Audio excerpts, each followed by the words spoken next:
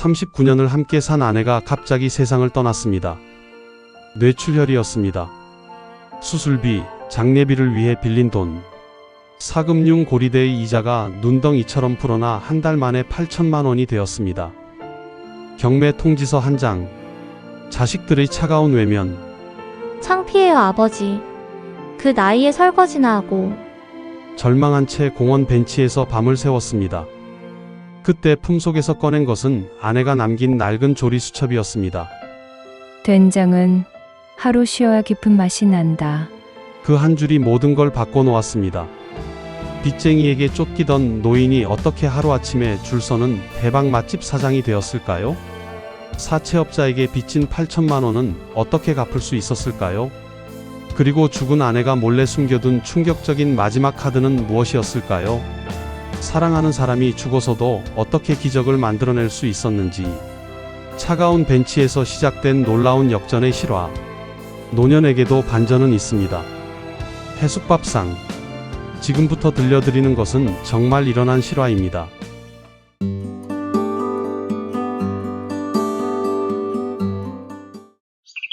새들이 지저귀는 평온한 아침이었습니다.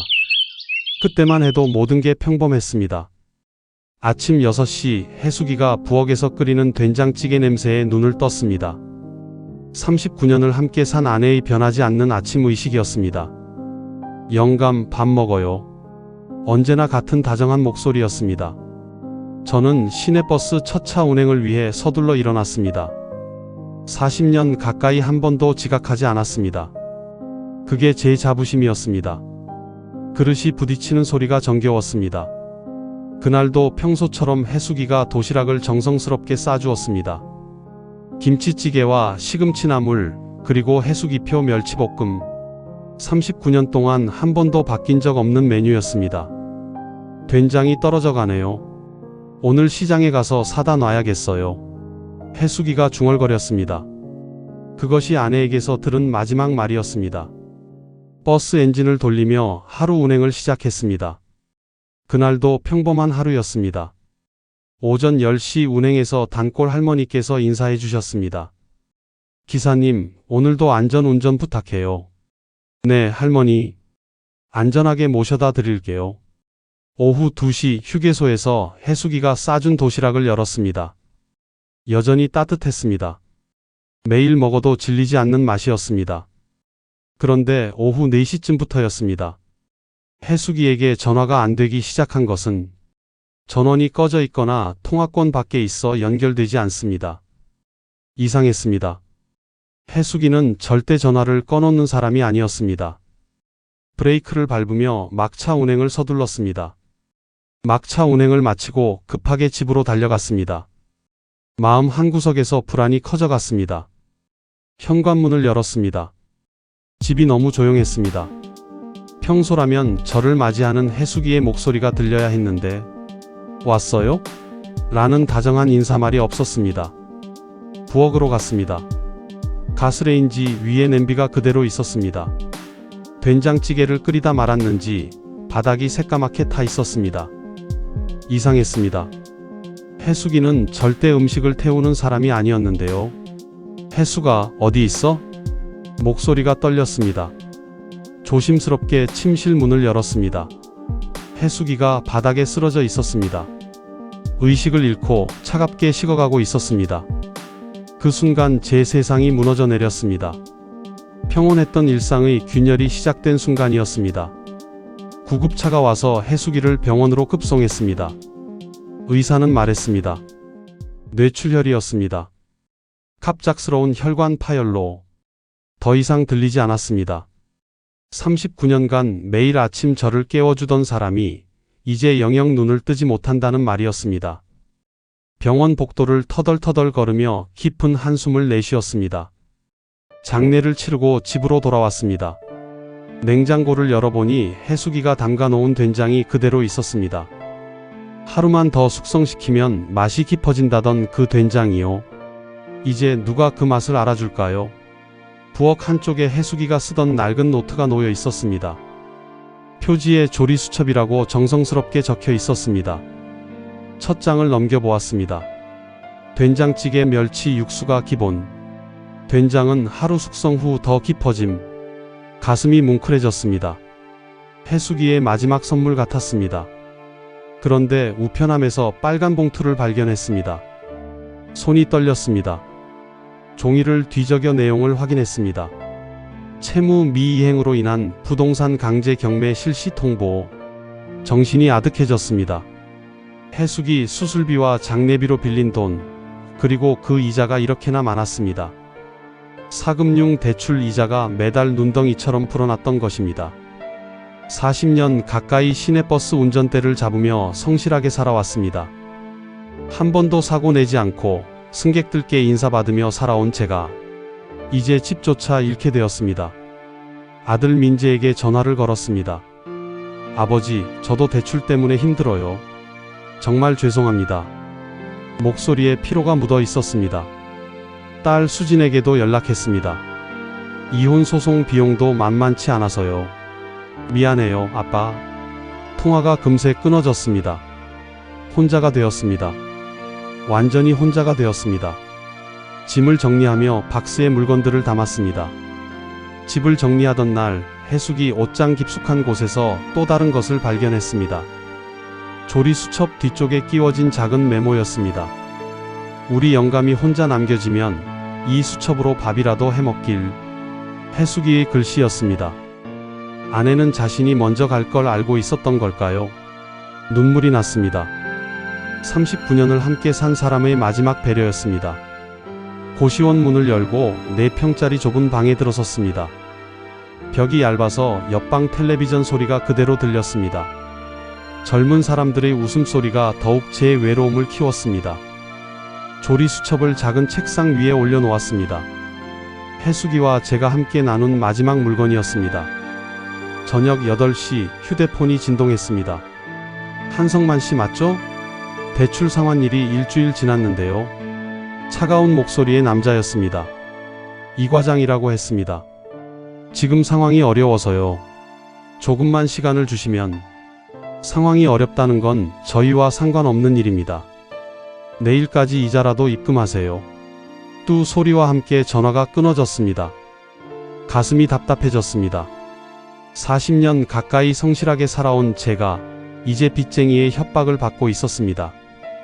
밖에 찬 가을비가 내리기 시작했습니다. 조리 수첩을 품에 안고 고시원을 나섰습니다. 어디로 가야 할지 모르겠지만 그냥 걸었습니다. 빗속을 걸으며 발걸음 소리만 들렸습니다. 동네 끝자락에 작은 공원이 있었습니다. 가로등 불빛 아래 벤치 하나가 외롭게 서 있었습니다. 해수기와 함께 산책했던 그 공원이었습니다. 여기 앉아서 쉬어가요, 영감. 해수기의 목소리가 들리는 것 같았습니다. 벤치에 앉았습니다. 차가운 금속이 등을 통해 온몸으로 스며들었습니다. 빗방울이 뺨을 적시며 흘러내렸습니다. 짠맛이었습니다. 조리 수첩을 비에 젖지 않게 품속 깊이 넣었습니다. 해수기가 남긴 마지막 선물을 제가 꼭 지켜내야 했습니다. 된장은 하루 쉬어야 맛이 든다. 수첩 첫 장에 적힌 해수기의 말이 떠올랐습니다. 그럼 제 마음도 하루쯤은 이렇게 쉬어가도 될까요? 평온했던 일상이 무너진 지금 잠시라도 말입니다. 비는 계속 내렸고 사람들의 발걸음 소리가 점점 멀어져 갔습니다. 밤이 깊어갔습니다. 공원에는 저만 남았습니다. 가로등이 깜빡이며 제 외로운 그림자를 만들어냈습니다. 내일은 어떤 일이 기다릴지 모르겠습니다. 하지만 오늘 밤은 이 벤치에서 해수기를 그리워해도 되겠지요. 차가운 빗속에서도 품속 조리 수첩은 따뜻했습니다. 비소리가 점점 작아지며 밤은 더욱 깊어갔습니다. 새벽 6시 추위에 떨며 깨어났습니다. 온몸이 얼어붙어서 움직이기 힘들었습니다. 벤치에서 밤을 새운 것입니다. 일어서려 했지만 어지럼증이 몰려왔습니다. 언제부터 제대로 된 식사를 못한 걸까요? 다리에 힘이 들어가지 않았습니다. 아저씨, 괜찮으세요? 갑작스러운 목소리에 고개를 들었습니다. 20대 후반쯤 되어 보이는 젊은 여자가 서 있었습니다. 단발머리에 앞치마를 두르고 두 손에는 장바구니를 들고 있었습니다. 새벽장을 보고 오는 길인 모양이었습니다. 괜찮습니다. 일어서려 했지만 휘청거렸습니다. 어머, 위험해요. 그 여자가 급히 다가와 제 팔을 붙잡아 주었습니다. 얼굴이 너무 창백하세요. 언제 식사하신 게 언제예요? 어제 점심때쯤. 목소리가 잠겨서 제대로 나오지 않았습니다. 이럴 수가 없죠. 저희 가게로 가세요. 따뜻한 거라도 드셔야 해요. 단호하면서도 다정한 목소리였습니다. 아니에요, 괜찮습니다. 민폐 끼치면 안 되니까. 무슨 민폐예요? 사람이 쓰러질 것 같은데. 그 여자는 제 팔을 부축하며 걷기 시작했습니다. 거부할 힘도 없었고 거부할 이유도 없었습니다. 한 달 만에 받는 다른 사람의 따뜻한 배려였습니다. 골목길을 따라 걸어가니 작은 간판이 보였습니다. 민선의 반찬가게라고 적혀 있었습니다. 저는 장민서예요. 여기서 반찬가게 하고 있고요. 목소리에 활기가 넘쳤습니다. 아저씨 성함은 어떻게 되세요? 한성만입니다. 한성만 아저씨, 일단 여기 앉으세요. 가게 안으로 들어서니 따뜻한 온기가 감돌았습니다. 김치 냉장고 소리와 함께 뭔가를 끓이는 냄새가 났습니다. 한 달 만에 맞는 집밥 냄새였습니다. 잠깐만 기다리세요. 민서 씨가 안쪽으로 들어가더니 김이 모락모락 나는 그릇을 가져왔습니다. 미역국이었습니다. 드세요. 새벽부터 끓여놓은 거라 따뜻해요. 숟가락을 건네주며 환하게 웃었습니다. 첫 숟가락을 떠서 입에 넣는 순간 눈물이 났습니다. 따뜻하고 구수한 맛이 온몸으로 퍼졌습니다. 해수기가 끓여주던 그 느낌이었습니다.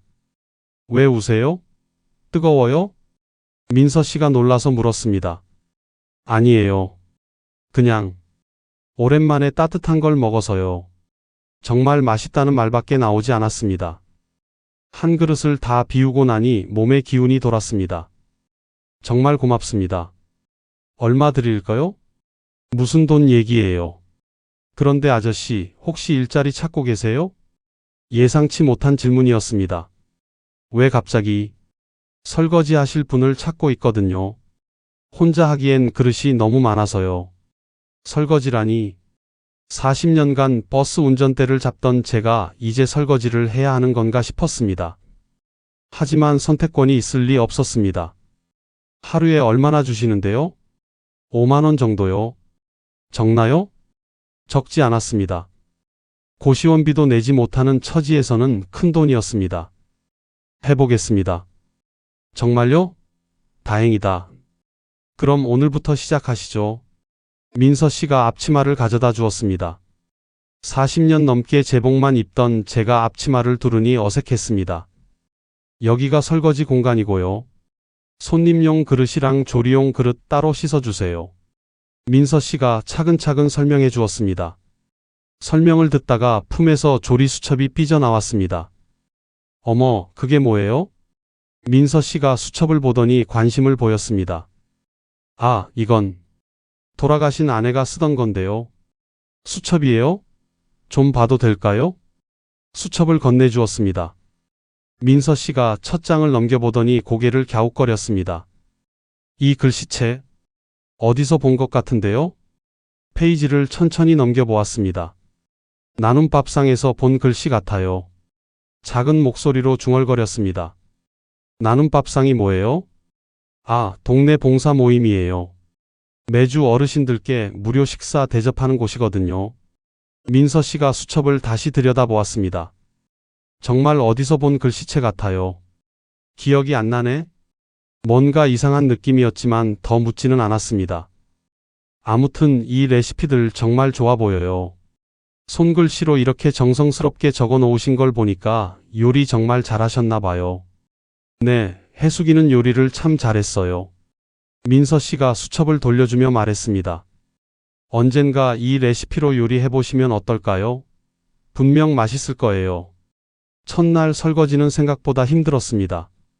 손이 트고 허리가 아팠지만 한 달 만에 하는 일다운 일이었습니다. 수고하셨어요. 민서 씨가 봉투에 든 5만 원을 건네주었습니다. 5만 원. 얼마 전까지 버스기사였던 제가 받는 하루치 품삯. 초라했지만 내 손으로 번 돈이었습니다. 내일도 올 수 있죠? 네, 부탁드려요. 아저씨 덕분에 정말 편해졌어요. 고시원으로 돌아가는 길, 주머니 속 5만 원이 묵직했습니다. 절망적이지만 완전히 끝은 아니었습니다. 그리고 민서 씨가 한 말이 계속 맴돌았습니다. 나눔 밥상에서 본 글씨 같아요. 혹시 해수기와 무슨 관련이 있는 걸까요? 하지만 확신할 수는 없었습니다. 조리 수첩을 다시 펼쳐보았습니다. 된장찌개 멸치 육수가 기본. 된장은 하루 숙성 후 더 깊어짐. 해수기가 남긴 이 작은 보물이 혹시 제게 새로운 길을 열어줄 수 있을까요? 작은 희망 하나가 가슴 속에서 싹트기 시작했습니다. 사흘째 되는 날, 민서 씨가 예상치 못한 제안을 했습니다. 아저씨, 오늘은 설거지 말고 다른 일 해보시지 않을래요? 다른 일이요? 요리요. 그 수첩에 있는 레시피 한번 해보시면 어떨까요? 갑작스러운 제안에 당황했습니다. 저는 요리를 해본 적이 없어서요. 괜찮아요. 수첩에 다 자세히 적혀 있잖아요. 그대로만 하시면 돼요. 민서 씨가 조리 수첩을 펼쳐 보였습니다. 첫 장에 해수기의 정성스러운 글씨가 보였습니다. 손님들이 계속 된장찌개를 찾으시거든요. 시중에 파는 건 다 비슷비슷한 맛이라고 하시면서요. 마음이 떨렸습니다. 해수기가 39년간 저에게 끓여준 그 맛을 제가 만들 수 있을까요? 재료는 다 준비되어 있어요. 천천히 해보세요. 민서 씨가 격려해 주었습니다. 큰 냄비에 물을 붓고 멸치를 넣었습니다. 수첩에 적힌 대로 멸치머리는 떼어내고 내장도 빼냈습니다. 해수기가 멸치 비린내가 나면 국물이 흐려진다고 했던 말이 떠올랐습니다. 물이 끓기 시작하자 하얀 거품이 올라왔습니다. 거품을 정성스럽게 걷어내며 맑은 육수를 만들었습니다. 이상했습니다. 손이 저절로 움직였습니다. 39년간 해수기 곁에서 본 것들이 하나씩 기억났습니다. 육수는 팔팔 끓여야 제맛이 난다던 해수기의 목소리까지요. 20분쯤 끓인 후 멸치를 건져냈습니다. 맑고 구수한 육수가 완성되었습니다. 냄새부터 해수기 손맛이 났습니다. 우와, 벌써 냄새가 좋은데요? 민서 씨가 감탄했습니다. 다음은 된장 푸는 일이었습니다. 수첩을 다시 들여다보았습니다. 된장 2숟가락, 고추장 반 숟가락. 체에 걸러 덩어리 없이 된장을 체에 넣고 국자로 정성스럽게 으깼습니다. 빨간 고추장이 된장과 어우러지며 고운 색깔이 났습니다. 파와 양파 그리고 두부를 넣었습니다. 해수기는 항상 두부를 손으로 으깨서 넣었습니다. 칼로 자르면 두부가 딱딱해진다며 손으로 툭툭 떼어 넣던 모습이 선했습니다. 마지막으로 청양고추를 송송 썰어 넣었습니다. 국물이 보글보글 끓으며 구수한 냄새가 가게 안가득 퍼졌습니다. 그 순간이었습니다. 눈물이 핑 돌았습니다. 정확히 해수기가 끓여주던 그 냄새였습니다. 아저씨, 괜찮으세요? 민서 씨가 걱정스럽게 물었습니다. 네. 그냥 냄새가 아내가 끓여주던 것과 똑같아서요. 목이 메어 말을 잇기 어려웠습니다. 맛 한번 보실래요? 숟가락을 건네받아 국물을 떠먹었습니다. 그 순간 모든 기억이 되살아났습니다. 새벽에 일어나 첫 차 준비를 하는 저에게 조심해서 다녀와요라던 해수기. 퇴근 후 고생했어요 라며 내어주던 따뜻한 된장찌개. 39년간 한 번도 변하지 않던 그 맛. 어떠세요? 민서 씨가 조심스럽게 물었습니다. 완벽해요. 정말 해수기 맛 그대로예요. 정말 그랬습니다. 그럼 오늘 이걸로 장사해봐요. 이름은 어떻게 할까요? 해숙 된장이라고 하면 어떨까요? 민서 씨가 환하게 웃었습니다. 좋아요. 해숙 된장. 첫 번째 손님이 들어왔습니다. 50대 중반쯤 되어 보이는 남자분이었습니다. 된장찌개 하나 주세요. 민서 씨가 제가 끓인 된장찌개를 내어주었습니다. 첫 숟가락을 뜬 그분의 표정이 순간 바뀌었습니다. 이거 맛이. 두 번째, 세 번째 숟가락을 계속 뜨더니 고개를 끄덕였습니다. 사장님, 이 된장찌개 누가 끓인 거예요? 저희 새로운 요리사분이 끓였어요. 진짜 맛있네요. 우리 어머니가 끓여주시던 맛 같아요. 그분이 진심으로 말하는 게 느껴졌습니다. 언제부터 이런 메뉴가 있었어요? 오늘부터요. 내일도 이 된장찌개 먹을 수 있죠? 꼭 다시 올게요. 계산을 마치고 나가시면서 엄지손가락을 치켜 세워주셨습니다. 두 번째 손님은 할머니 한 분이었습니다. 된장찌개 맛있다고 해서 왔는데 정말 그래요? 한번 드셔보세요. 민서 씨가 자신 있게 대답했습니다. 할머니가 첫 숟가락을 드시더니 눈이 동그래졌습니다. 어머나, 이게 무슨 맛이에요? 정말 옛날 맛이네. 그쵸? 정말 특별하죠? 요즘 된장찌개는 다 MSG 맛인데 이건 정말 집에서 끓인 맛 같아요. 할머니가 그릇을 다 비우시고 말씀하셨습니다. 이런 맛 정말 오랜만이에요. 매일 이거 해요? 네, 앞으로 계속 하려고 해요. 그럼 내 단골집이 여기가 되겠네. 점심시간이 되자 손님들이 하나둘씩 늘어나기 시작했습니다. 해숙 된장 맛집이라며? 여기가 그 된장찌개 맛있다는 곳이야? 입소문이 난 것 같았습니다. 하나씩 그릇을 내보낼 때마다 가슴이 뿌듯했습니다. 어머, 진짜 어머니 손맛이네. 이런 된장찌개 어디서 배우셨어요? 정말 깊은 맛이 나요. 손님들의 감탄사가 계속 들려왔습니다. 제 손으로 만든 음식을 사람들이 맛있어 하다니 믿기지 않았습니다. 오후 2시쯤 젊은 엄마 몇 분이 들어오셨습니다. 맘카페에서 보고 왔어요. 된장찌개가 정말 맛있다더라고요. 해숙 된장 드시겠어요? 해숙이 뭐예요? 민서 씨가 설명했습니다. 저희 요리사분의 돌아가신 부인분 이름이에요. 그분의 레시피로 만든 거거든요. 아, 그런 의미가 있는 음식이네요. 젊은 엄마들도 한 숟가락 뜨자마자 표정이 밝아졌습니다. 정말 집밥 맛이에요. 저희 애기도 이런 맛이면 잘 먹을 것 같아요.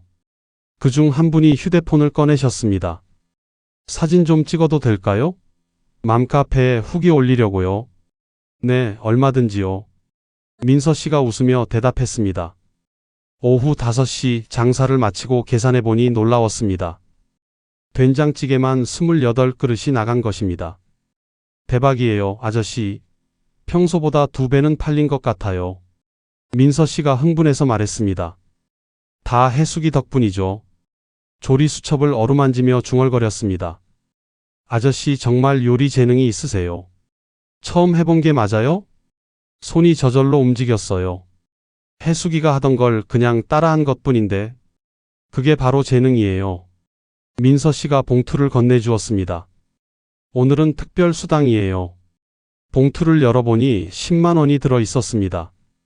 너무 많이 주시는 거 아니에요? 아니에요. 오늘 매출이 평소보다 훨씬 많았거든요. 당연히 드려야죠. 제 손으로 번 10만 원. 40년간 받던 월급에 비하면 작은 돈이지만 이 10만 원이 더 값져 보였습니다. 고시원으로 돌아가는 길에 편의점에 들어 우유 한 팩을 샀습니다. 한 달 만에 사는 제대로 된 간식이었습니다. 방에 앉아 조리 수첩을 다시 펼쳐보았습니다. 된장은 하루 숙성 후 더 깊어짐. 해숙이 말대로 하루 쉬었더니 정말 깊은 맛이 났습니다. 제 인생도 그런 건 아닐까요? 휴대폰에 문자가 왔습니다. 민서 씨였습니다. 아저씨, 맘카페 후기 확인해 보세요. 벌써 댓글이 15개나 달렸어요. 내일은 더 바쁠 것 같네요. 맘카페까지. 해숙이의 된장찌개가 이렇게 많은 사람들에게 사랑받을 줄은 몰랐습니다. 창밖을 바라보니 저녁 노을이 붉게 물들어 있었습니다. 해숙아, 정말 고마워. 내가 남겨준 보물로 새로운 시작을 할 수 있을 것 같아. 그런데 이상했습니다. 민서 씨가 수첩을 보며 했던 말이 계속 맴돌았습니다. 나눔 밥상에서 본 글씨 같아요. 혹시 해숙이와 민서 씨 사이에 뭔가 연결고리가 있는 걸까요? 다음 날 아침 일찍 가게에 도착했습니다. 그런데 벌써 3분이 가게 앞에서 기다리고 계셨습니다. 사장님, 해숙 된장 먹으러 왔어요. 어머, 이렇게 일찍부터요? 민서 씨가 놀라며 문을 열어주었습니다. 맘카페에서 후기 보고 새벽부터 왔어요. 정말 맛있다더라고요. 한 분이 설레는 목소리로 말씀하셨습니다. 해숙 된장 3그릇 주세요. 네, 금방 준비해 드릴게요. 아침부터 부지런히 된장찌개를 끓였습니다. 어제와 똑같은 방법으로 멸치 육수를 우리고 된장을 정성스럽게 풀었습니다. 정말 어제랑 똑같은 맛이에요. 첫 숟가락을 드신 손님이 감탄했습니다. 역시 믿고 먹는 해숙 된장이네요. 이미 단골이 되신 것 같았습니다. 오전 10시쯤 갑자기 민서 씨가 뒤쪽 사무실로 들어가더니 낡은 앨범 하나를 가져왔습니다.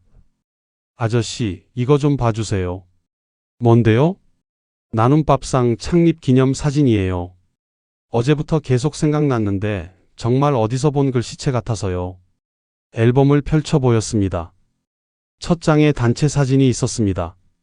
나눔밥상 창립 2주년이라고 적힌 현수막 앞에서 20명 정도가 함께 찍은 사진이었습니다.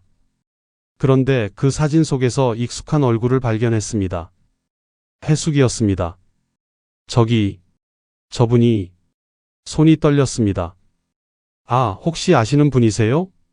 민서 씨가 제 반응을 보고 물었습니다.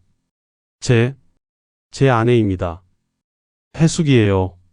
목소리가 잠겼습니다. 민서 씨의 눈이 커졌습니다. 정말요? 그럼 한해숙 아주머니가 아저씨 부인이셨어요? 네. 그런데 민서 씨가 어떻게 해숙이를 아세요? 어머나, 세상에 이런 일이.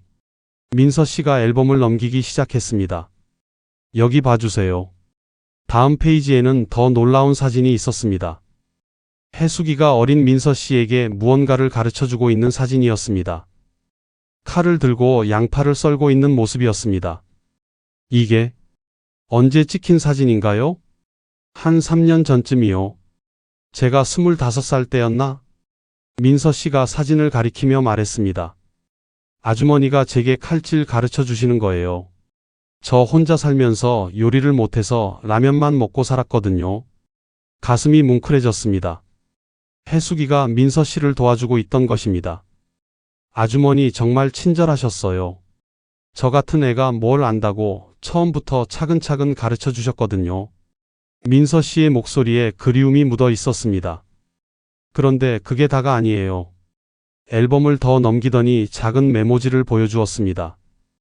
해숙이의 글씨로 이렇게 적혀 있었습니다. 민서야, 혼자 살기 힘들지? 이거라도 받고 잘 챙겨 먹어. 해숙 아주머니가. 이게 뭐예요? 아주머니가 가끔씩 용돈을 주셨어요. 몰래요. 다른 사람들 모르게. 민서 씨가 계속 설명했습니다. 제가 알바하면서 대학 다닐 때였거든요. 생활비가 부족해서 끼니를 자주 굶었는데 아주머니가 그걸 눈치채신 거예요. 얼마나 주셨는데요? 한 번에 10만 원씩요. 한 달에 한두 번 정도. 공부하는 애가 굶으면 안 된다고 하시면서요. 눈물이 났습니다. 해숙이가 그런 일을 하고 있었다니. 저도 모르게 다른 사람을 도우며 살고 있었던 것입니다. 아주머니 덕분에 제가 대학을 무사히 졸업할 수 있었어요. 그리고 이 가게도 차릴 수 있었고요. 민서 씨도 눈시울이 붉어졌습니다. 정말 은인이세요. 그런데 갑자기 안 보이시길래 어떻게 지내시나 했는데 한 달 전에 돌아가셨어요. 아, 민서 씨가 고개를 숙였습니다. 잠시 조용해졌습니다. 두 사람 모두 해숙이를 그리워하고 있었습니다. 그럼 아저씨가 여기 오신 것도. 민서 씨가 고개를 들었습니다. 운명인가 봐요. 정말 그런 것 같았습니다. 아주머니가 저를 아저씨에게 보낸 건 아닐까요? 아저씨가 힘들 때 도와드리라고. 민서 씨의 말에 가슴이 따뜻해졌습니다. 민서 씨가 저를 도와주신 것도. 네, 이제 알겠어요. 아주머니가 저를 그렇게 도와주셨으니까 이제 제가 아저씨를 도와드려야 하는 거죠. 세상에 이런 일이 있을 수 있을까요? 해숙이가 몰래 도와준 그 사람이 지금 저를 도와주고 있다니. 그럼 아저씨 레시피도. 민서 씨가 조리수첩을 바라보았습니다. 아주머니가 저한테 가르쳐 주신 것들이랑 똑같을 거예요. 아주머니만의 특별한 손맛이죠. 그제서야 이해가 되었습니다.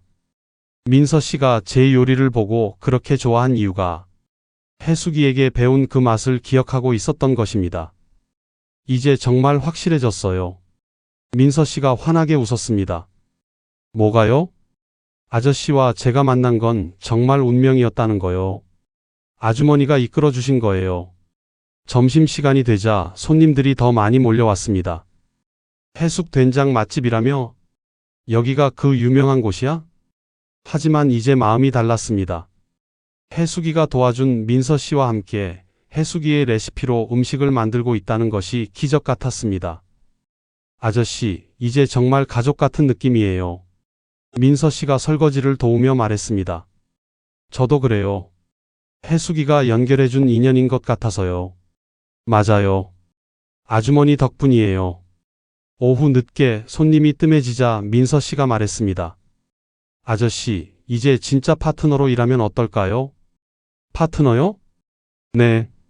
설거지만 하시는 게 아니라 정식으로 요리도 맡으시고 수익도 반반 나누고요. 깜짝 놀랐습니다. 너무 과분한 제안 아닌가요? 아니에요. 아저씨가 있어야 진짜 해숙된장이 만들어지는 거거든요. 그리고 아주머니가 저를 도와주셨던 것처럼 이제 우리가 함께 도우면서 살아가면 되는 거죠. 가슴이 벅찼습니다. 한 달 전만 해도 벤치에서 절망하고 있던 제가 이제 새로운 파트너를 만난 것입니다. 정말 감사해요, 민서 씨. 감사는요? 저야말로 아주머니 덕분에 여기까지 온 거죠. 그날 저녁 고시원으로 돌아가며 하늘을 올려다보았습니다. 별이 유난히 밝게 빛나고 있었습니다. 해수가 고마워. 내가 심어놓은 작은 씨앗이 이렇게 꽃을 피웠어. 민서 씨라는 좋은 사람도 만나게 해주고. 조리 수첩을 펼쳐보니 해숙이의 글씨가 더욱 또렷하게 보였습니다.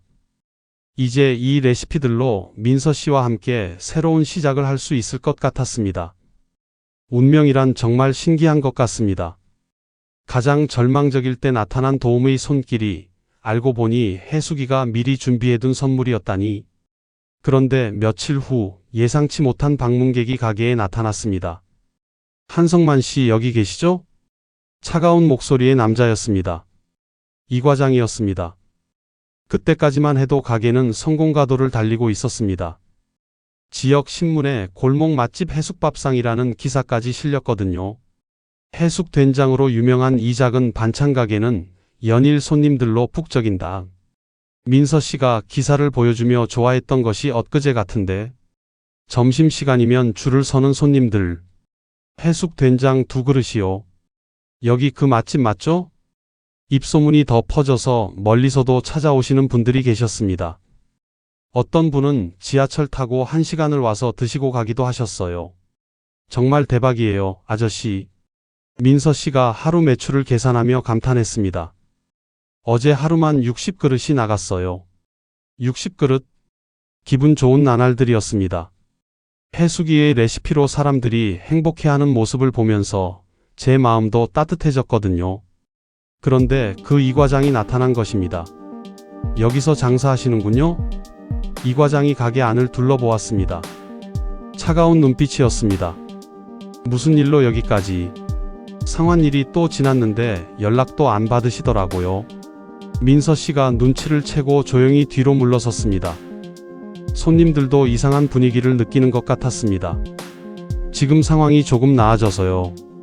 조금만 기다려 주시면. 상황이 나아졌다고요? 이 과장이 비웃었습니다. 겨우 반찬가게 설거지로 돈 벌어서 우리 돈 갚겠다는 거예요? 목소리가 커지자 주변 손님들이 힐끔힐끔 쳐다보기 시작했습니다. 얼굴이 화끈거렸습니다. 원금이 5천만 원인데 이자까지 합치면 지금 8천만 원이에요. 하루에 얼마나 벌어서 언제 갚으시려고요? 8천만 원. 숨이 막혔습니다. 한 달 전보다 3천만 원이나 더 늘어난 것입니다. 매달 이자만 300만 원씩 나가는데 그것도 못 내시고 있잖아요. 그러니까 조금만. 벌써 2달째 연체된 상황에서요? 이 과장의 목소리가 더욱 차가워졌습니다. 다음 주까지 최소한 이자만이라도 입금하세요. 안 그러면 다른 방법을 쓸 수밖에 없어요. 협박이었습니다. 다른 방법이 뭐죠? 보증인들한테 연락하는 거죠. 가슴이 덜컥 내려앉았습니다. 민재와 수진이 보증을 서준 것입니다. 제발 그러지 말아주세요. 아이들한테는. 그럼 돈을 내세요. 간단한 일 아닙니까? 이 과장이 명함을 테이블에 던지듯 놓았습니다. 다음 주 금요일까지 꼭 연락 주세요. 그리고는 돌아서서 나갔습니다. 가게 안이 순간 조용해졌습니다. 손님들의 시선이 따가웠습니다. 저분 누구지? 돈 빌려준 사람인가 봐. 민서 씨가 다가와서 조용히 말했습니다. 괜찮으세요? 죄송해요. 장사하는데 이런 일로. 괜찮아요. 손님들한테는 제가 잘 얘기해 둘게요. 하지만 분위기는 이미 어색해져 있었습니다. 몇 명의 손님들이 음식을 다 못 드시고 일어나셨거든요. 그날 저녁 더 큰 충격이 기다리고 있었습니다.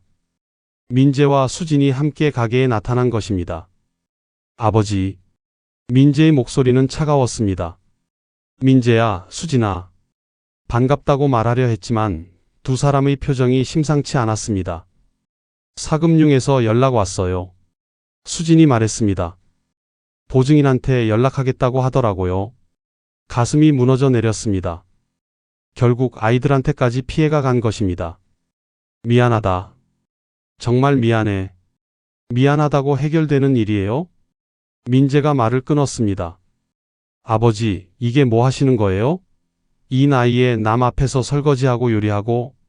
가슴에 비수가 꽂히는 것 같았습니다. 민재야. 창피해요, 정말. 친구들이 물어봐요. 아버지가 뭐 하신다고. 뭐라고 대답해야 해요? 민재 그만해. 수진이 말렸지만 민재는 계속했습니다. 40년간 버스기사 하시더니 이제는 반찬가게 설거지요? 체면도 없으세요? 말 한마디 한마디가 가슴을 찔렀습니다. 민서 씨가 뒤에서 안타깝게 바라보고 있는 게 느껴졌습니다. 상황이 어려워서 그런 거잖아. 수진이 민재를 말렸습니다. 하지만 수진도 다르지 않았습니다. 아빠, 저도 이혼 소송 때문에 정신없어요. 솔직히 아빠 일까지 신경 쓸 여유가 없거든요. 알고 있다. 저희도 각자 살기 바빠요. 그러니까 아빠도 알아서 해결해 주세요. 선을 긋는 말이었습니다. 자식들이 저를 짐스러워하고 있었습니다. 정말 미안해. 너희들한테 피해만 끼쳐서. 피해 끼치지 말고 그냥 해결해 주세요. 민재가 돌아서면서 마지막으로 한마디 더 했습니다. 그리고 이런 곳에서 일하신다고 아무한테도 말하지 마세요. 창피하니까요. 두 사람이 나간 후 가게 안은 썰렁했습니다. 민서 씨가 조심스럽게 다가왔습니다. 아저씨, 괜찮아요. 하지만 괜찮지 않았습니다. 아이들의 말이 가슴에 박혀서 빠지지 않았거든요. 창피하다. 체면도 없다. 설거지. 한 달간 쌓아 올린 자신감이 한순간에 무너져 내렸습니다. 해수기의 레시피로 사람들을 행복하게 해주고 있다고 생각했는데 정작 제 자식들은 저를 부끄러워하고 있었습니다. 아저씨, 신경 쓰지 마세요. 자식들이 아직 상황을 이해 못하는 거예요. 민서 씨가 위로해 주었습니다. 아니에요. 민재 말이 맞아요. 이 나이에 이런 일을 하는 게 창피한 거죠. 그런 게 아니에요. 아저씨가 하시는 일은 정말 멋진 일이라고요. 하지만 마음은 이미 얼어붙었습니다. 아이들의 차가운 시선과 이 과장의 협박이 겹쳐서 다시 그 벤치에 앉아 있던 기분이 되었습니다. 그날 밤 고시원에서 조리수첩을 바라보았습니다. 된장은 하루 쉬어야 맛이 든다. 해수기의 글씨가 흐릿하게 보였습니다. 8천만 원의 빚, 매달 300만 원의 이자. 부끄러워하는 자식들. 정말 제가 잘못 살고 있는 걸까요? 해수기가 남겨준 이 소중한 레시피로 새로운 시작을 했다고 생각했는데 알고 보니 저는 여전히 그 자리에 머물러 있는 건 아닐까요? 창밖에 비가 내리기 시작했습니다. 한 달 전 그 벤치에서처럼 차가운 가을비였습니다. 마음속에서 다시 어둠이 밀려왔습니다. 이번에는 더 깊고 더 차가운 어둠이었습니다. 다음 날 아침 민서 씨가 놀라운 소식을 가져왔습니다. 아저씨, 박 실장님이라는 분이 찾아오셨어요. 법률사무소에서 오셨다는데. 법률사무소라는 말에 가슴이 덜컥 내려앉았습니다. 이 과장이 벌써 법적 조치를 취한 건 아닐까요? 저 때문에 법적 문제라도 생긴 건가요? 아니에요. 그냥 식사하러 오신 것 같아요. 정말 그랬습니다. 50대 중반쯤 되어 보이는 남자분이 가게 구석자리에 앉아 메뉴판을 보고 계셨습니다. 정장 차림이지만 인상이 온화해 보였습니다. 해숙 된장 하나 주세요. 네, 금방 준비해 드릴게요. 평상시와 다름없이 된장찌개를 끓였습니다. 하지만 마음은 무겁기만 했습니다.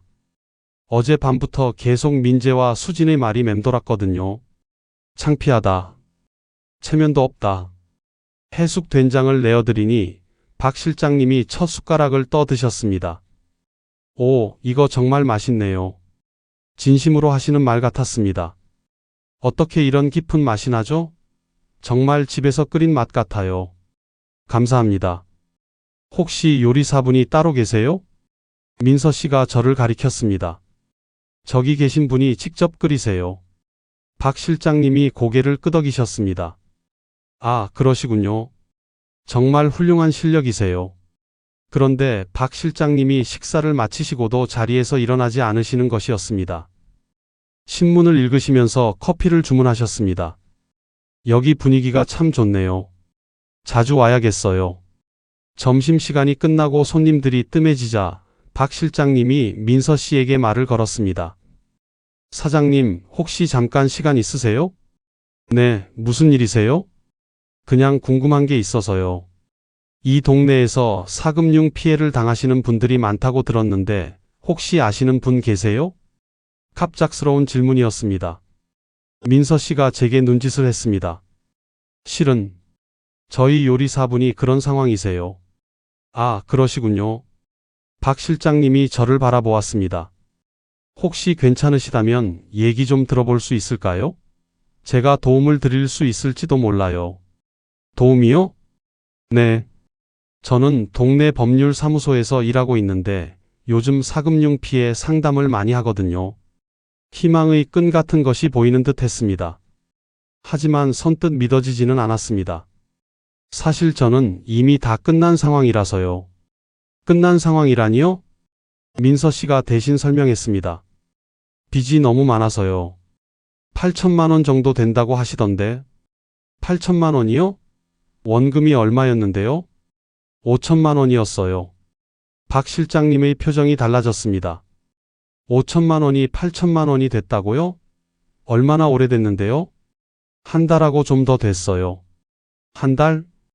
박 실장님이 놀란 표정을 지었습니다. 한 달 만에 3천만 원이 늘었다는 말씀이세요? 네. 이자가 많이 나가서요. 혹시 계약서 가지고 계세요? 집에 있어요. 한번 봐도 될까요? 정말 중요해요. 고시원에 가서 서류를 가져왔습니다.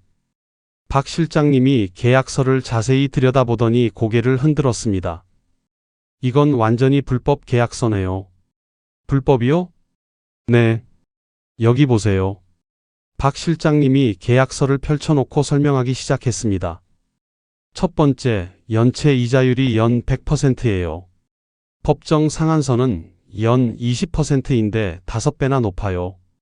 그런가요?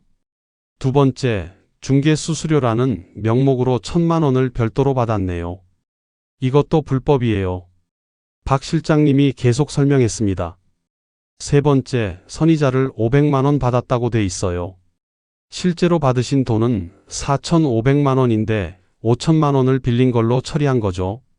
머리가 띵했습니다. 그럼 어떻게 되는 거예요? 이건 완전한 불법 고리대금업이에요. 이자제한법, 대부업 등의 등록 및 금융이용자 보호에 관한 법률을 모두 위반한 거예요. 박 실장님의 목소리에 확신이 있었습니다. 소송하시면 과다이자 전액 반환받을 수 있어요. 오히려 그쪽에서 돈을 돌려줘야 할 상황이에요. 정말요? 믿기지 않았습니다. 정말입니다. 지금까지 내신 돈을 계산해 보세요. 원금 5천만 원에서 실제로 받으신 건 4,500만 원이잖아요? 네. 그런데 지금까지 이자로 얼마나 내셨어요? 한 달에 300만 원씩, 2달 정도 냈으니까 600만 원 정도요. 박 실장님이 계산기를 두드렸습니다. 그럼 총 5,100만 원을 지불하신 거네요. 실제 받으신 돈이 4,500만 원인데 말이죠. 그렇게 되네요. 법정 이자로 다시 계산하면 현재 빚은 4,700만 원 정도예요. 오히려 400만 원을 더 내신 거죠. 민서 씨가 깜짝 놀랐습니다. 그럼 아저씨가 돈을 받아야 한다는 말씀이세요? 맞습니다. 과다이자 400만 원과 위법 수수료 1,000만 원, 총 1,400만 원을 돌려받을 수 있어요. 세상이 뒤바뀌는 기분이었습니다. 빚을 갚아야 한다고 생각했는데 오히려 돈을 받을 수 있다니. 하지만 소송하는데 비용도 들고 시간도 오래 걸리겠죠? 비용은 크게 들지 않아요. 승소 가능성이 100%니까 변호사 선임도 쉽게 할 수 있고요. 박 실장님이 계속 설명했습니다. 시간은 좀 걸릴 수 있어요. 보통 반년에서 1년 정도. 하지만 그동안은 더 이상 이자를 낼 필요가 없어요. 정말인가요? 정말입니다. 내일 당장 내용 증명을 보내서 부당 이자 징수 중단을 요구하면 돼요. 가슴이 두근거렸습니다. 한 달 전부터 저를 괴롭혔던 8천만 원의 빚이 알고 보니 제가 돈을 받아야 할 상황이었다니. 왜 이런 일을 도와주시는 거예요? 이 동네에서 이런 피해를 당하시는 분들이 너무 많거든요. 특히 어르신들이 많이 당하세요. 박 실장님이 진심 어린 표정으로 말했습니다. 법을 모른다고 해서 억울한 일을 당해서는 안 되잖아요. 정말 감사해요. 눈물이 날 것 같았습니다. 감사할 건 없어요. 당연한 일이에요. 내일 오전에 저희 사무소로 오세요. 바로 진행해 드릴게요. 박 실장님이 명함을 건네주었습니다. 박민호 법무사라고 적혀 있었습니다. 그런데 혹시 그 업체 이름이 뭐예요? 대한종합금융이라고 하더라고요. 박 실장님이 씩 웃었습니다. 아, 거기요? 이미 여러 번 문제가 된 곳이에요. 이번에 제대로 혼내줘야겠네요. 그날 저녁 민서 씨와 함께 조촐하게 축배를 들었습니다. 정말 다행이에요, 아저씨. 민서 씨가 박 실장님 오시라고 하신 것 같아요. 아니에요. 정말 우연의 일치예요. 아주머니가 도와주신 거 아닐까요? 그럴지도 모르겠습니다. 해수기가 또 한 번 저를 도와준 것 같았습니다. 고시원에 돌아와서 조리수첩을 펼쳐보았습니다. 된장은 하루 쉬어야 맛이 든다. 정말 그런 것 같습니다. 절망의 바닥에서 하루 쉬고 나니 전혀 예상치 못한 희망이 찾아온 것입니다. 이 과장의 협박도 더 이상 무섭지 않았습니다. 내일이면 박 실장님이 모든 걸 해결해 주실 테니까요. 하지만 아직 완전히 끝난 건 아닙니다. 민재와 수진과의 관계도 회복해야 하고 더 중요한 건 제 스스로가 다시 일어서야 한다는 것입니다. 그래도 오늘은 정말 기분이 좋았습니다. 한 달 만에 처음으로 편안하게 잠들 수 있을 것 같았습니다. 다음날 아침 박 실장님 사무소에 가기 전에 가게에 들렀습니다. 그런데 민서 씨가 신기한 것을 발견했다며 저를 불렀습니다. 아저씨, 이거 봐주세요. 공원 벤치에서 발견했어요. 민서 씨가 작은 황동 명패를 들고 있었습니다. 박 실장님 사무소에 가기 전에 잠시 가게에 들렀는데 민서 씨가 이상한 것을 발견했다는 것입니다. 공원 벤치에서요? 네, 아저씨가 그날 밤 주무셨다는 그 벤치요. 청소하러 갔다가 우연히 발견했어요. 명패를 받아보니 묵직한 황동으로 만들어져 있었습니다. 글씨가 새겨져 있었는데 읽는 순간 심장이 멎을 뻔했습니다. 기증자 한해숙? 해숙이 이름이었습니다. 이게 해숙이 이름이네요? 손이 떨렸습니다. 정말요? 그럼 아주머니가 그 벤치를 기증하신 거예요? 민서 씨도 깜짝 놀랐습니다. 그런 것 같은데? 저는 이런 걸 모르고 있었어요. 해숙이가 공원 벤치를 기증했다는 얘기는 들어본 적이 없었습니다. 언제 하신 건지 궁금하네요. 구청에 가서 물어보면 알 수 있을까요? 그러게요. 하지만 지금은 박 실장님 사무소에 가야 할 시간이었습니다. 일단 사무소부터 다녀올게요. 이건 나중에 알아보죠. 박 실장님 사무소에서 모든 서류 작업을 마쳤습니다.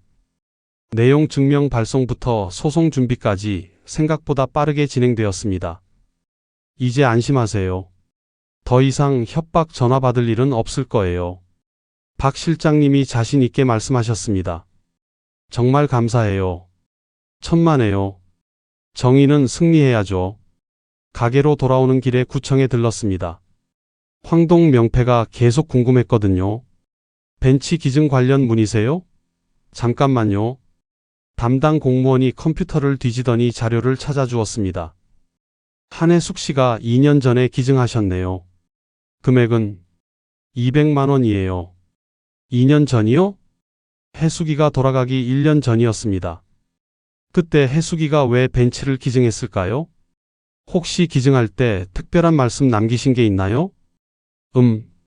여기 보니까 메모가 있네요. 남편이 힘들 때 쉴 수 있는 곳이 되었으면 한다고 되어 있어요. 가슴이 먹먹해졌습니다. 혜숙이가 제가 힘들어할 걸 미리 알고 있었던 걸까요? 그런데 이상하네요. 공무원이 화면을 보며 중얼거렸습니다. 뭐가요? 기증자 연락처에 나눔 밥상 전화번호가 적혀 있어요. 개인 연락처가 아니라 나눔 밥상이요? 네, 봉사단체 같은데요. 혹시 아세요? 물론 알고 있었습니다. 혜숙이가 봉사하던 곳이고 민서 씨도 도와주던 곳이었죠. 혹시 그 단체 연락처 알려주실 수 있나요? 네, 여기 있어요. 나눔밥상에 전화를 걸었습니다. 안녕하세요. 나눔밥상입니다. 안녕하세요. 한혜숙 씨에 대해서 문의드리려고 하는데요. 한혜숙 아주머니요? 아, 잠깐만요. 회장님께 연결해 드릴게요. 잠시 후 중년 남자 목소리가 들렸습니다. 네, 저는 나눔밥상 회장 김정수라고 합니다. 한혜숙 아주머니를 어떻게 아시는지요? 제가 남편입니다. 아, 그러시군요. 정말 좋은 분이셨는데 갑자기 안 나오셔서 걱정했어요. 돌아가셨어요. 어머, 그러셨군요. 정말 안타깝습니다. 회장님이 잠시 침묵하시더니 말씀하셨습니다. 혹시 시간 되시면 저희 사무실로 오실 수 있나요? 아주머니가 남겨두신 게 있거든요. 남겨둔 거요? 네, 직접 보여드리는 게 좋겠어요. 나눔밥상 사무실은 동네 커뮤니티 센터 안에 있었습니다. 김정수 회장님이 반갑게 맞아주셨습니다. 아주머니 정말 열심히 활동하셨어요. 매주 빠지지 않고 나오셔서 어르신들 식사 대접하시고 사무실 벽에는 활동 사진들이 걸려 있었습니다. 그 중에서 혜숙이의 모습을 여러 장 발견할 수 있었습니다. 그런데 아주머니가 특별한 부탁을 하나 하셨어요. 회장님이 서류함에서 봉투 하나를 꺼내셨습니다.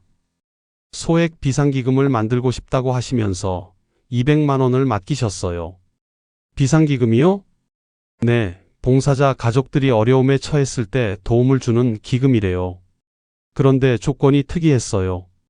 봉투에 혜숙이의 글씨로 이렇게 적혀 있었습니다. 수혜 대상자 HSM 배우자. HSM. 한성만의 이니셜이었습니다. 아주머니가 남편분만을 위한 기금을 따로 만들어 두신 거예요.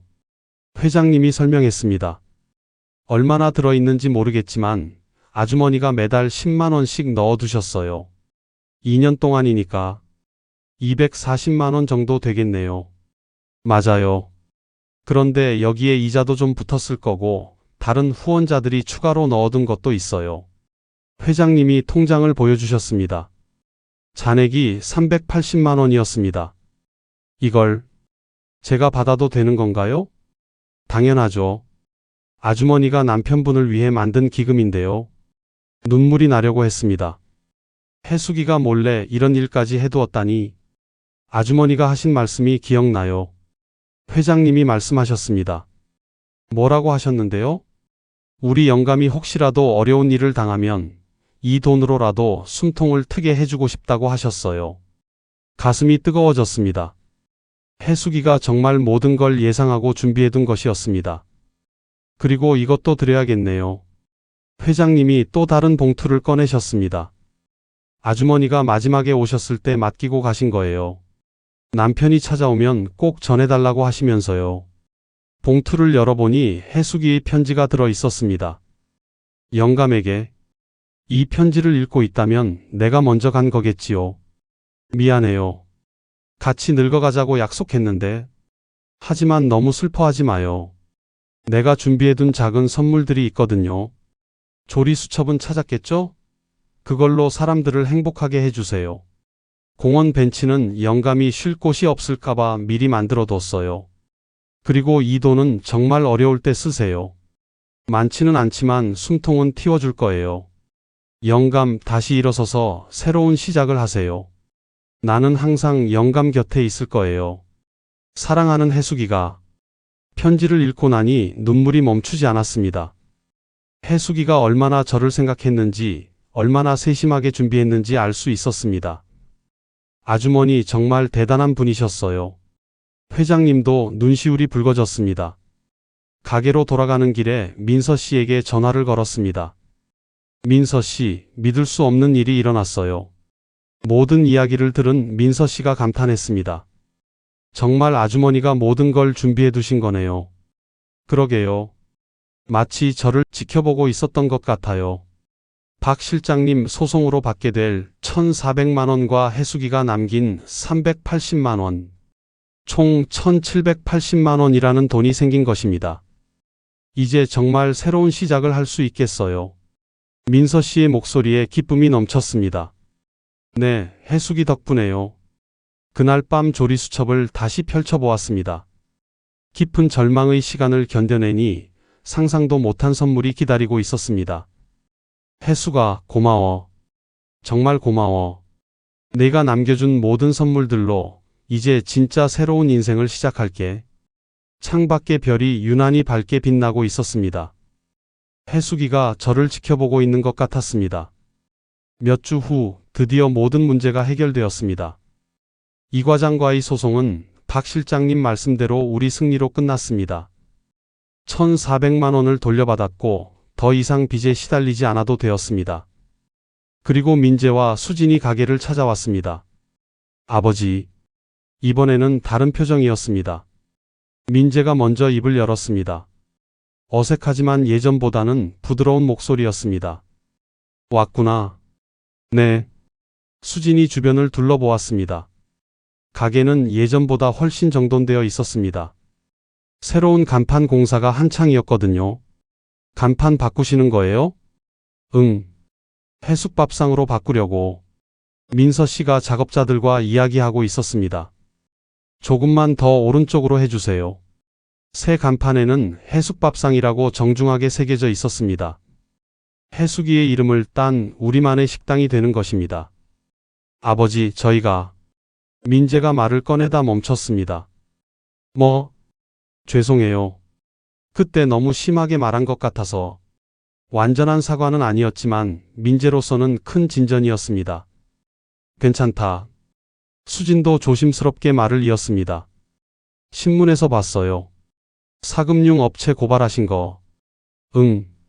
잘하신 것 같아요. 역시 완전한 화해의 말은 아니었지만 예전보다는 나았습니다. 점심 먹고 가겠니? 네. 세 사람이 작은 테이블에 앉았습니다. 민서 씨가 해숙된장 3그릇을 가져왔습니다. 이게 그 유명한 해숙된장이에요? 수진이 물었습니다. 네, 아버님이 직접 끓이세요. 민서 씨가 대답했습니다. 민재가 첫 숟가락을 떴습니다. 표정이 순간 변했습니다. 이거 엄마 맛이네요. 수진도 고개를 끄덕였습니다. 정말 엄마가 끓여주던 맛 같아요. 잠시 조용해졌습니다. 세 사람 모두 해수기를 그리워하고 있었습니다. 엄마 레시피로 만든 거거든. 그래서 이런 맛이 나는구나. 밥상을 사이에 두고 앉으니 말문이 조금씩 열렸습니다. 요즘 가게 잘 되세요? 응, 덕분에. 다행이네요. 완전한 대화는 아니었지만 예전의 차가움은 많이 사라진 것 같았습니다. 된장찌개 한 그릇이 우리를 다시 연결해주고 있었습니다. 아버지, 민재가 조심스럽게 말했습니다. 뭐? 혹시 시간 되실 때 저희 집에도 한번 오세요. 작은 초대였지만 제게는 큰 의미였습니다. 그래, 갈게. 수진도 덧붙였습니다. 저도 이혼 문제 정리되면 연락드릴게요. 좋다. 그렇게 점심시간을 함께 보냈습니다. 예전처럼 허물없이 대화하지는 못했지만 적어도 서로를 원망하지는 않는 분위기였습니다. 두 사람이 돌아간 후 민서 씨가 말했습니다. 많이 나아진 것 같아요. 그런가? 네. 처음에 오셨을 때와는 완전히 달라요. 시간이 좀 더 필요할 것 같아. 맞아요. 마음도 천천히 숙성되는 거죠. 새 간판이 완성되어 걸렸습니다. 해숙밥상이라는 글씨가 따뜻한 조명을 받으며 빛났습니다. 정말 예쁘네요. 민서 씨가 감탄했습니다. 해숙이도 좋아할 것 같아. 당연히 좋아하실 거예요. 며칠 후 민서 씨가 제안을 했습니다. 아저씨, 나눔밥상 봉사 같이 해보실래요? 나눔밥상이요? 네. 아주머니가 하시던 일이잖아요. 저희가 이어받으면 어떨까 해서요. 좋은 생각이었습니다. 해숙이가 마지막까지 하고 싶어 했던 일이었거든요. 첫 번째 나눔밥상 봉사날. 민재와 수진도 함께 왔습니다. 저희도 도와드릴게요. 정말? 네. 엄마가 하시던 일이니까 저희도 해야죠. 세 가족이 함께 어르신들께 식사를 대접했습니다. 해숙 된장찌개와 여러 반찬들을 준비해서 나누어 드렸습니다. 이거 정말 맛있네요. 누가 끓인 거예요? 저희 어머니 레시피로 만든 거예요. 민재가 대답했습니다. 그 순간 민재의 목소리에 자부심이 느껴졌습니다. 예전에는 부끄러워했던 일을 이제는 자랑스러워하고 있었습니다. 아버지가 직접 끓이셔요. 수진도 덧붙였습니다. 대단하시네요. 어르신들이 감탄하셨습니다. 봉사가 끝나고 돌아가는 길에 수진이 말했습니다.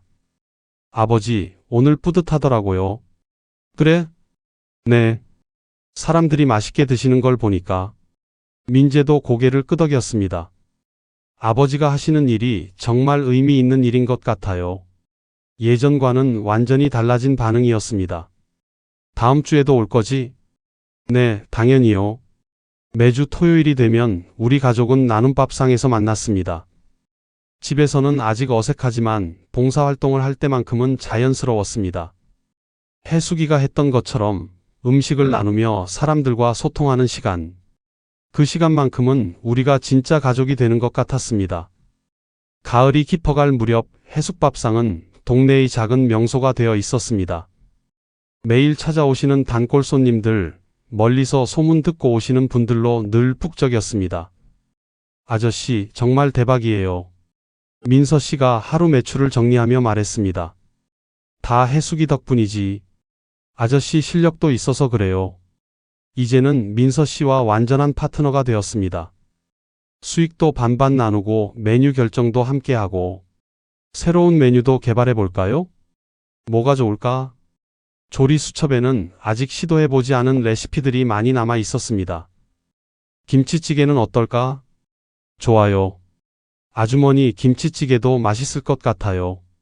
그렇게 해숙밥상은 조금씩 메뉴를 늘려가며 성장했습니다. 해숙이의 모든 레시피가 사람들에게 사랑받는 메뉴가 되어갔습니다. 어느 날 저녁 가게 문을 닫고 정리를 하는데 민재가 혼자 찾아왔습니다. 아버지. 그날 제가 너무 심하게 말했어요. 진심 어린 사과였습니다. 괜찮다고 했잖아. 아니에요. 정말 죄송해요. 민재가 주변을 둘러보았습니다. 이런 멋진 일을 하시는데 제가 창피하다고 했네요. 이해한다. 그때는 다들 힘들었으니까. 아버지가 대단해요. 이 나이에 새로운 시작을 하시다니.